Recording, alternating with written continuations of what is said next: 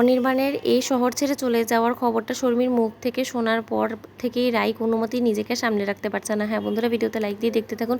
শর্মির সাথে রায়ের দেখা করা মাত্রই শর্মি রাইকে জানায় যে জানো, তোমার উপরে অভিমান করে দাদাভাই এই শহর ছেড়ে মুম্বাই শিফট করছে, গোটা বিজনেসটাকেও শিফট করে ফেলছে। শুধুমাত্র তুমি ওর উপরে রেগে আছো বিধায় শুধু তুমি এক পারো আমার দাদাভাইকে শহরে আটকে রাখতে, নয়তো বা আমার দাদাভাই কোনো মতে ওই শহরে গিয়েও সেটেল হতে পারবে না, কোনো মতেই নিজেকে ক্ষমা করতে পারবে না। তখন এটা শোনা মাত্র রাই শর্মিকে বারবার করে অ্যাভয়েড করার চেষ্টা করলে ও নিজেকে কোনো মতেই মানাতে পারে না যে শুধুমাত্র ওর কারণে আজকে অনির্বাণ এই শহর ছাড়তে বাধ্য হচ্ছে। ওদিকে রাই ওখান থেকে উঠে আসে। রাই এসে ভাবতে থাকে যে যে করেই হোক না কেন আমাকে স্যারকে মানাতেই হবে যে স্যার যাতে শহর ছেড়ে না যায়। ওদিকে রাই ভাবতে থাকে যে আচ্ছা আমি কেন স্যারকে আটকাবো, আমি কি স্যারের লাইফে যে স্যার আমার কথা শুনবে। তখন রাই বলতে থাকে যে না, যে করেই হোক না কেন তাও স্যারের কাছে একবার অনুরোধ করেই দেখি না যে স্যার কী বলে। ওদিকে রাই অনির্বাণকে ফোন করা মাত্র অনির্বাণ বলতে থাকে হ্যাঁ রাই কী বলবেন বলুন।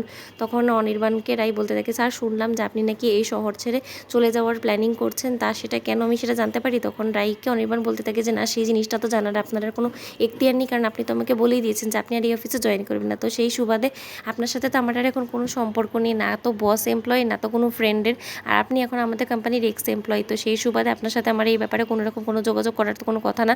তখন রাই বলতে থাকে ঠিক আছে স্যার, না হয় একবার শুভাকাঙ্ক্ষী হিসাবেও বলে দেখতে পারেন তো আমাকে, আপনি কেন এই শহর ছেড়ে চলে যাচ্ছেন, আপনি প্লিজ যাবেন না। তখন অনির্বাণ বলতে থাকে যে এই ফালতু কথা বলার জন্য আপনি যদি আমাকে ফোন করে থাকেন তাহলে এখন আমার এই ফালতুগুলো কথাগুলো শোনার কোনো রকম কোনো মুডে নাই, আমি এখন এই কোম্পানি শিফট করার জন্য অনেক কাজে ব্যস্ত, তাই প্লিজ আপনি এখন ফোনটা রাখুন। ওদিকে এক পর্যায়ে বাধ্য হয়েই অনির্বাণের অফিসে ছুটে যায় রাই। তখন রাই গিয়ে অনির্বাণকে বলতে থাকে যে স্যার আসবো। তখন রাইকে সামনাসামনি দেখে অনির্বাণ ইমোশনাল হয়ে পড়ে। অনির্বাণ বলে যে আসুন। তখন রাই বলতে থাকে যে স্যার আমি আপনার কাছে অনুরোধ করছি আপনি প্লিজ এই শহর ছেড়ে যাবেন না।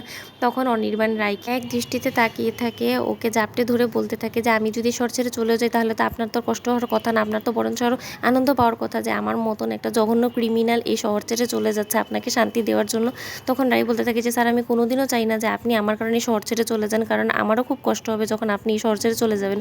তখন অনির্বাণ বলতে থাকে কেন আপনার কষ্ট হবে কেন, দুদিনেই তো সম্পর্ক ছিল আমাদের মধ্যে, আপনি আমার এমপ্লয়ি ছিলেন, আমি আপনার বস ছিলাম, এর মধ্যে আপনার এত খারাপ লাগা কিসের তৈরি হলো আমাকে নিয়ে বলুন। আপনার মনে কি তার মানে আমি ধরে নেব যে আমাকে নিয়ে কোনো ফিলিংস আছে বলুন। তখন রাই বলতে থাকে স্যার এসব আপনি কী বলছেন, আমি আপনাকে যথেষ্ট পরিমাণে সম্মান করি একজন বস হিসেবে, এছাড়া আর কোনো কিছুই না, কিন্তু আমি একজন এমপ্লয়ি হিসেবে আপনার কাছ থেকে যতটুকু পরিমাণে শিখতে পেরেছি সেটাই আমি আপনার কাছে চিরকৃতজ্ঞ, কিন্তু তা সত্ত্বেও আপনাকে এই শহরে অনেকটা মানিয়ে নিয়েছিল, তাই আমি আপনাকে বারবার করে অনুরোধ করছি আপনি ওই শহরে গিয়ে কি অ্যাডজাস্ট করতে পারবেন খুব সহজেই। তখন অনির্বাণ বলতে থাকে যে কষ্ট হবে তাও অ্যাডজাস্ট করে নেব, কারণ এখানে এসেও তো হুট করেই বসেছিলাম, তখন তো অ্যাডজাস্ট করতে সময় লাগেনি ঠিকই আছে, কিন্তু এখানে তো তাও অ্যাডজাস্ট করে ফেলেছি, তো ওইখানেও অ্যাডজাস্ট করে ফেলতে পারবো, আপনি ওসব নিয়ে ভাববেন না।